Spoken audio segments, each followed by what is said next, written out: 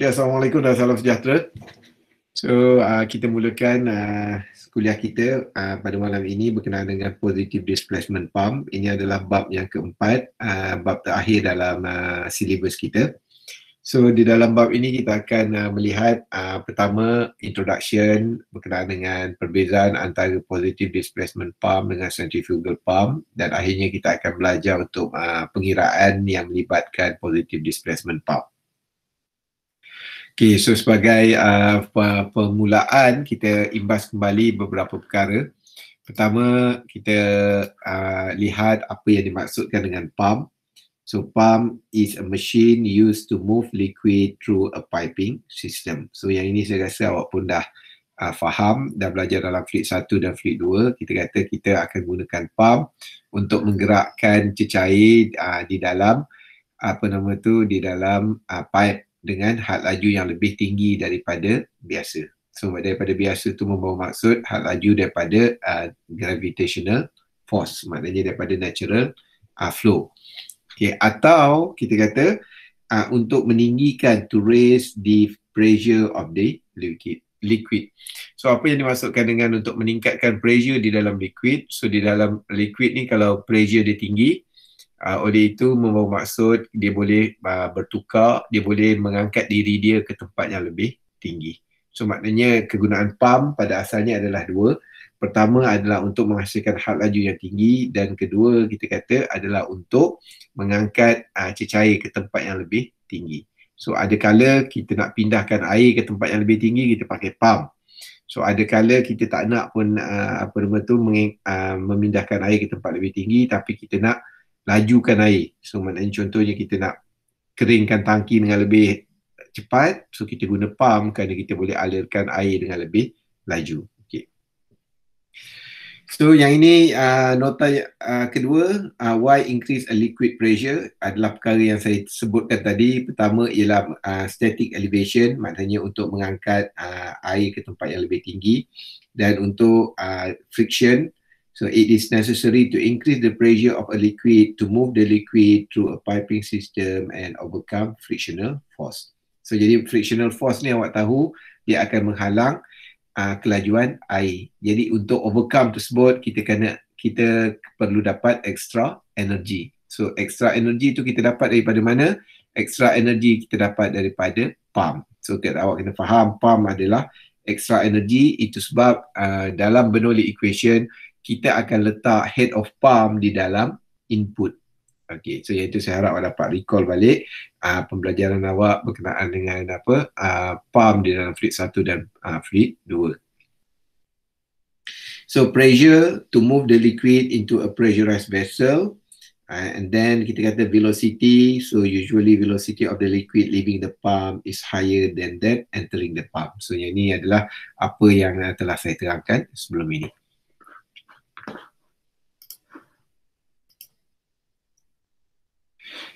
Okey, so kemudian kita kata kenapa tajuk ini menjadi pilihan di dalam sistem pipe option subjek kita, kerana sebenarnya pump terbahagi kepada dua jenis. Pertama adalah rotodynamic pump, kedua adalah positive displacement pump. Berkenaan dengan rotodynamic ni, okey, seperti yang dinyatakan di sini, rotodynamic energy is continuously added to the liquid to increase its velocity.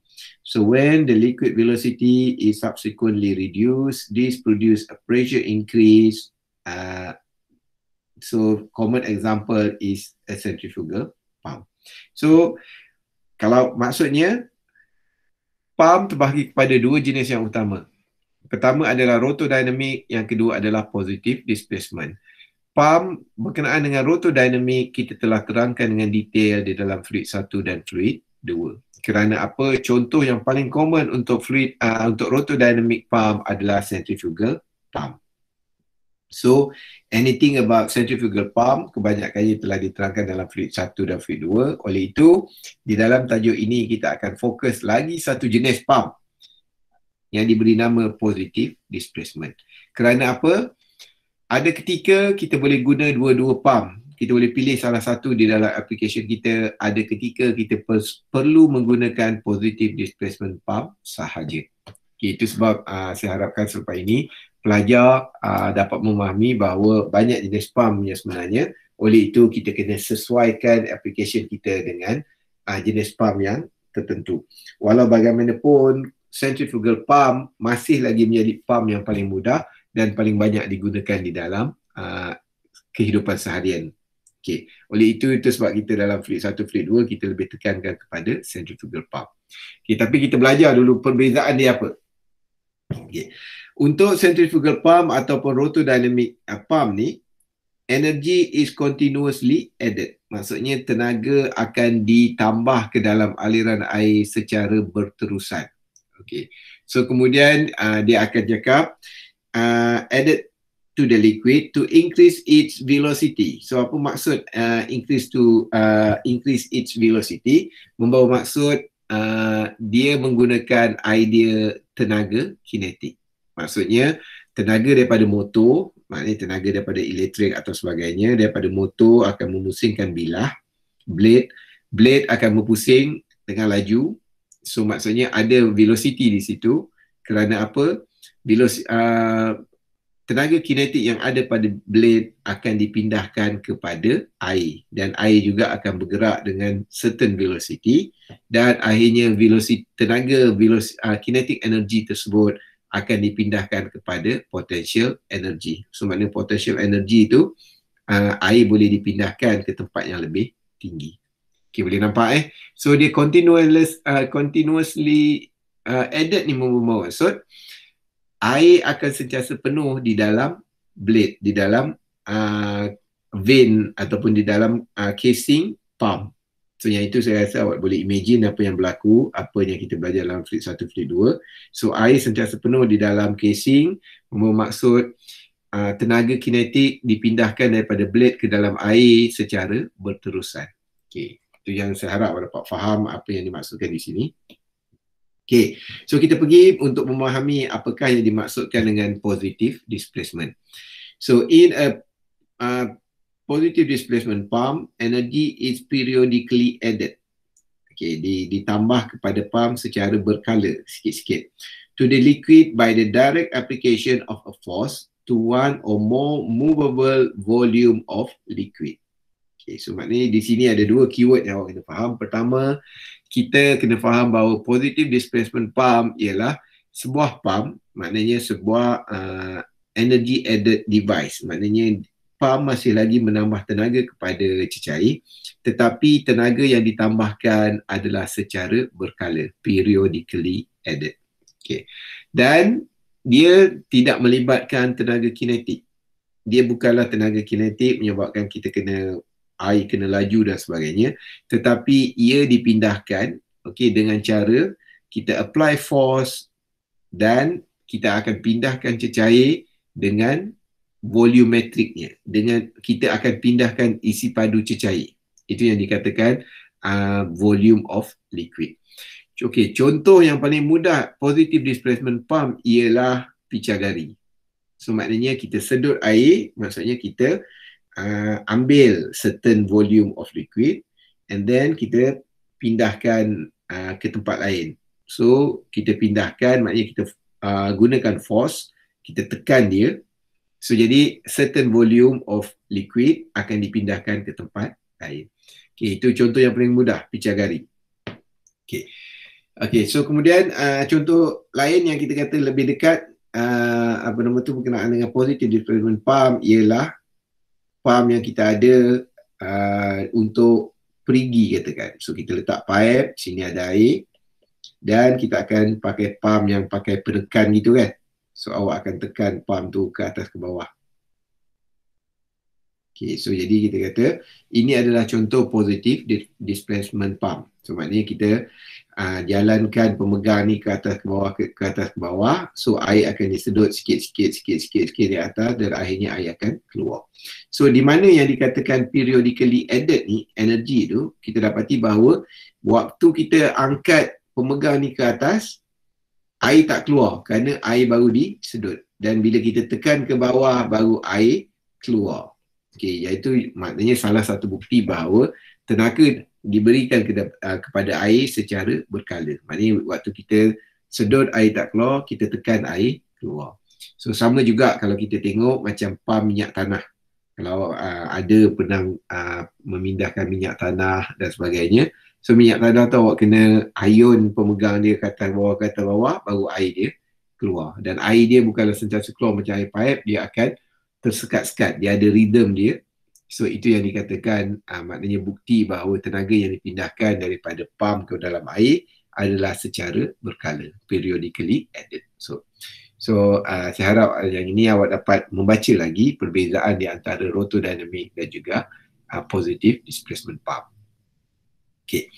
So ini kita kata secara general antara contoh pembahagian pump yang ada di dalam dunia, dalam kebiasaan yang kita guna.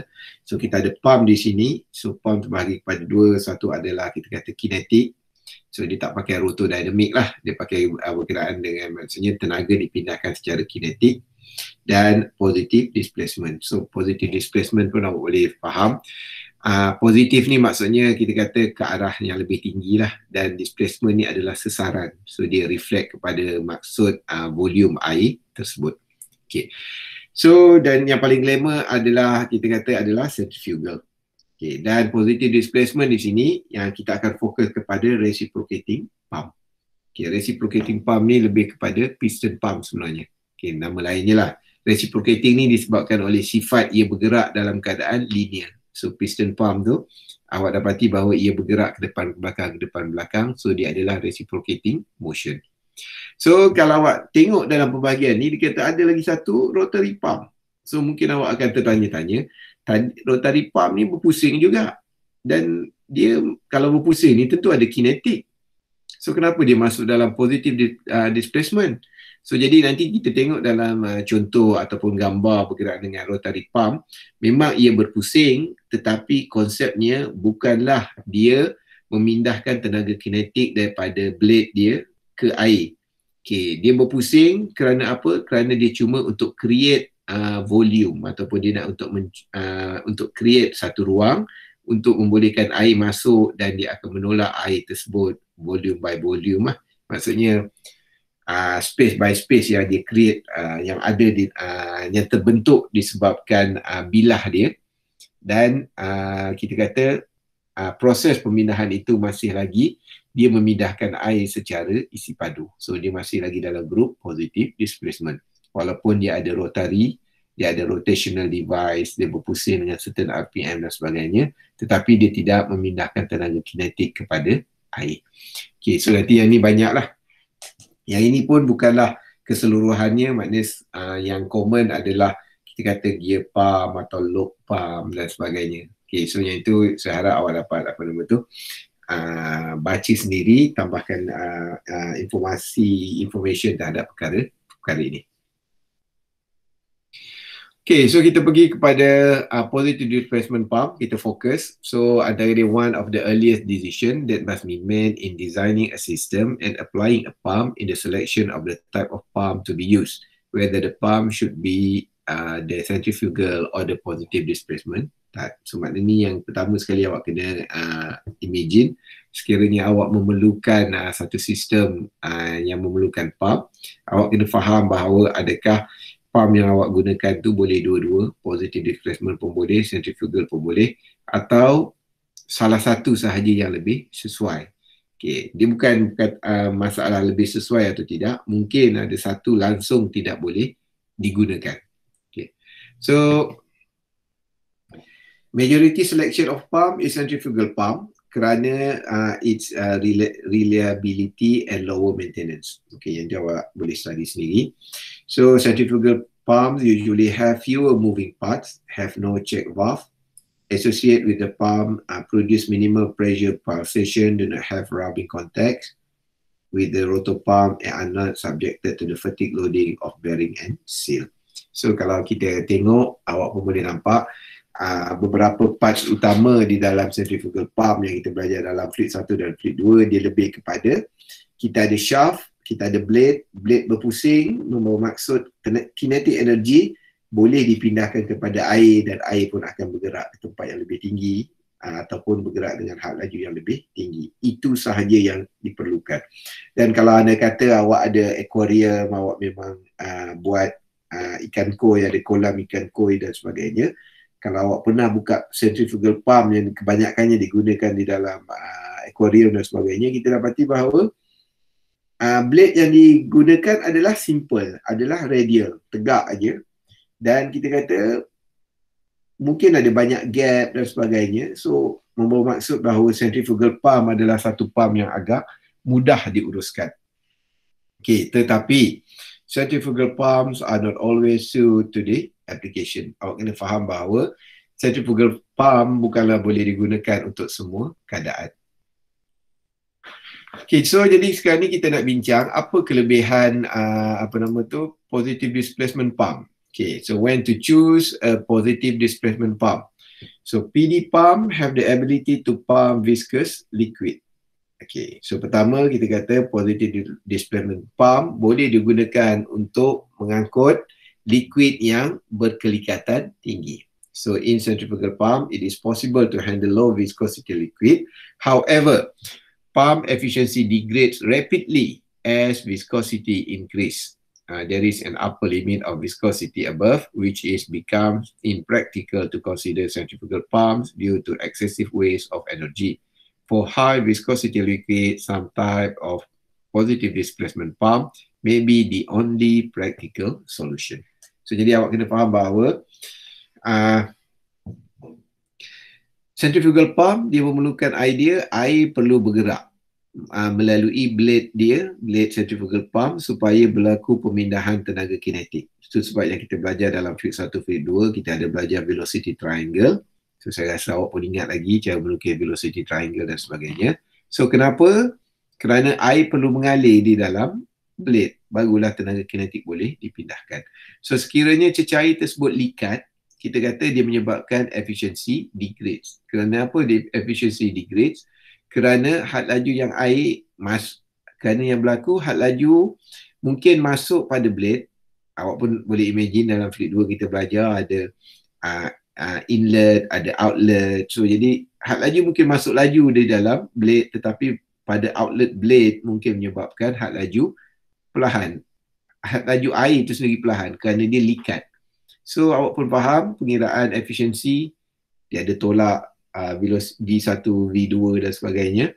Okay, jadi kita kata kalau ada berlaku perbezaan had laju yang tinggi menyebabkan efisiensi dia akan semakin berkurang. Itu yang dikatakan efficiency degrade rapidly. Okay, kayak ini. Okay, contoh yang paling mudah macam mana? Kita kata, anda kata kita nak angkat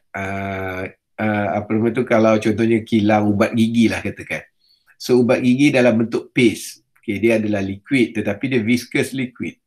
So jadi awak pun boleh imagine kalau dia masuk ke dalam centrifugal pump, mungkin sebahagian yang pertama dia boleh masuk ke dalam blade dan akhirnya blade bolehlah hantar dia ke atas. Tetapi adakah yang lain akan ikut mengalir? So jawapannya adalah tidak. Okay, so jadi awak boleh imagine pada keadaan itu, yang paling mudah kita kata kita terpaksa gunakan positive displacement. Mesti menggunakan.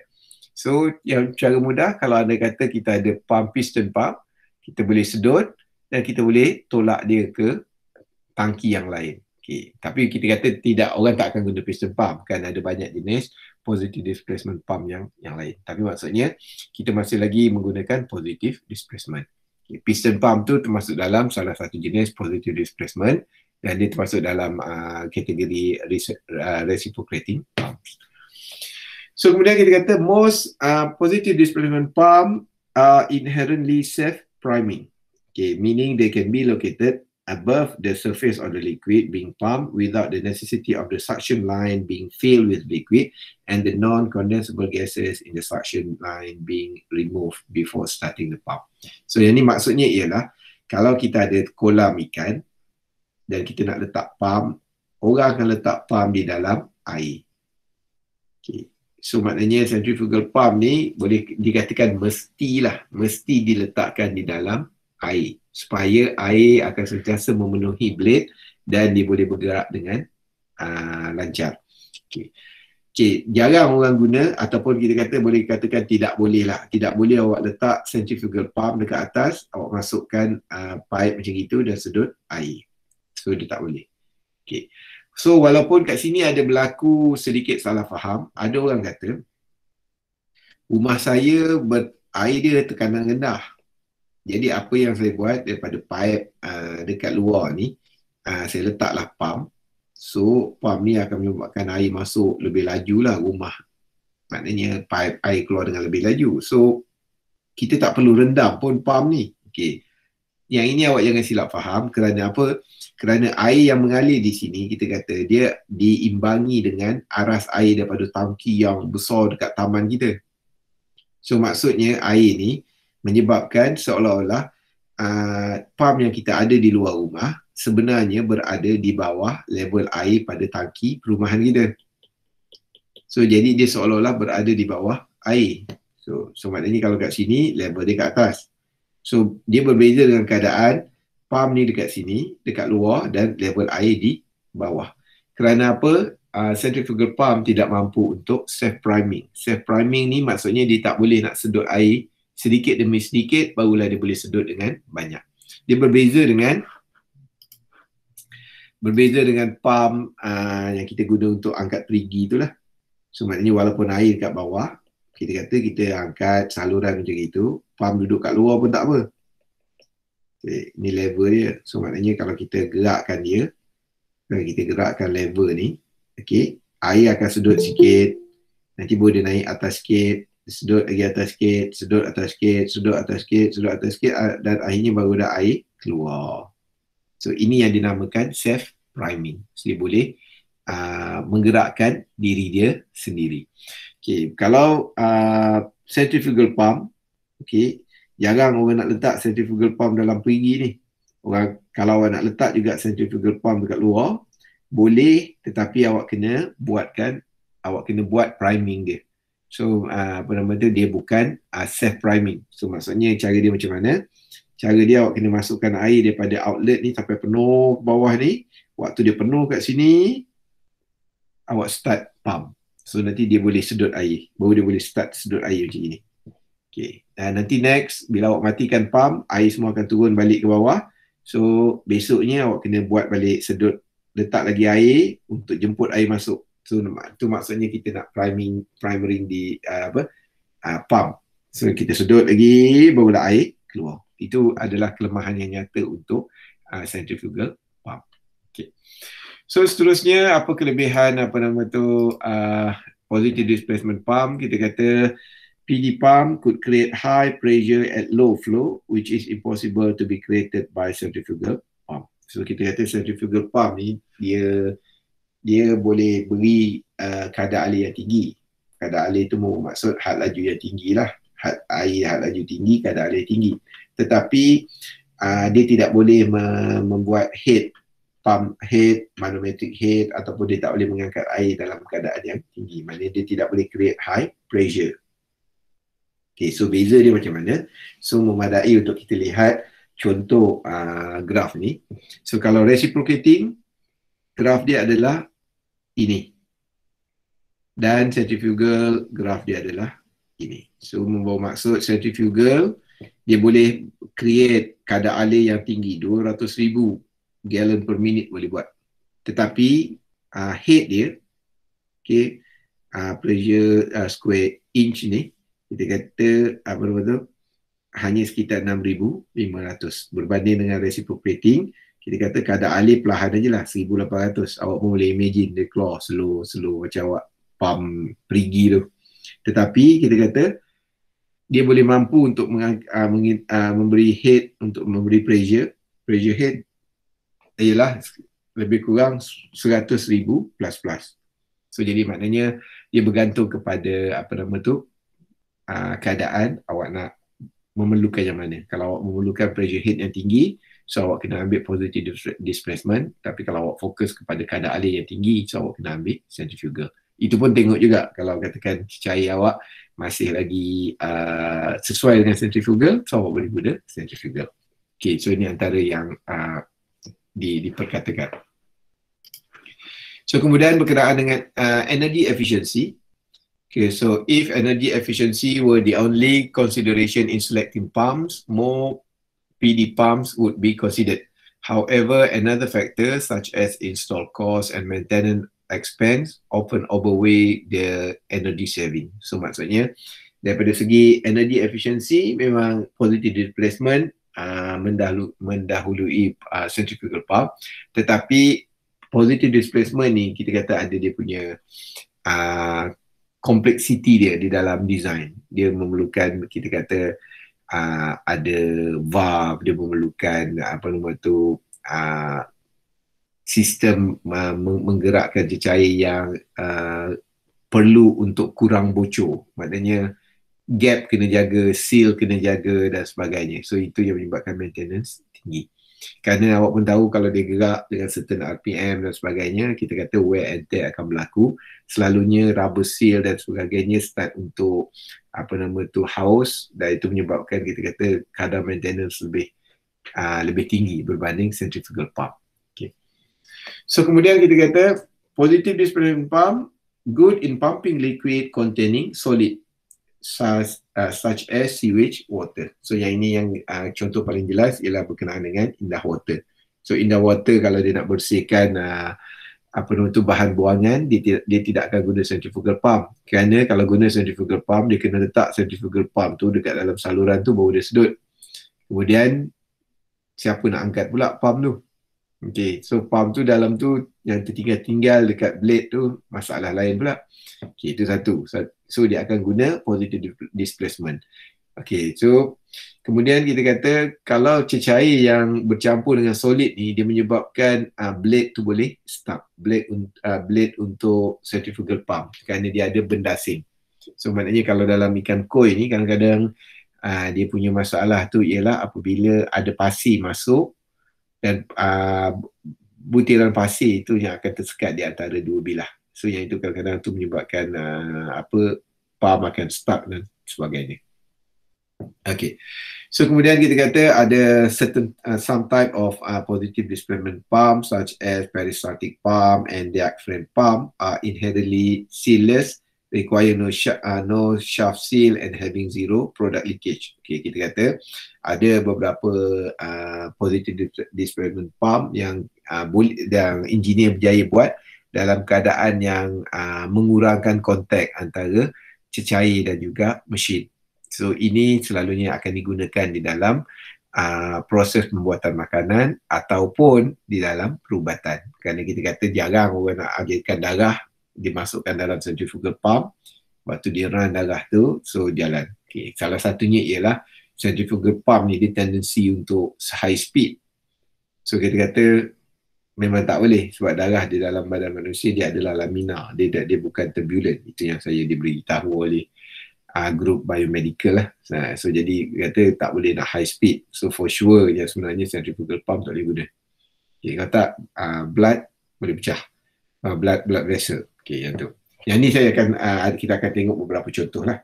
Okay, and then kita kata positive displacement pump are suitable to pumping liquid containing gases. So yang ni kita kata bercampur. Kerana apa? Kerana di dalam centrifugal pump, kalau cecair tersebut ada gas, selalunya dia ada kemungkinan untuk gas itu akan terlepas pada outlet. Kerana dia tak ada seal yang baik. Dia tidak maknanya sifat centrifugal pump tu macam itu. Dia punya idea tu, maknanya kalau centrifugal pump tu terberhenti, air daripada centrifugal pump tu akan jatuh balik kepada inlet tank. So macam itulah. So jadi dia kalau ada gas akan terlepas juga. So maknanya akan tak accurate lah. Maknanya awak akan kehilangan gas yang bercampur dengan liquid.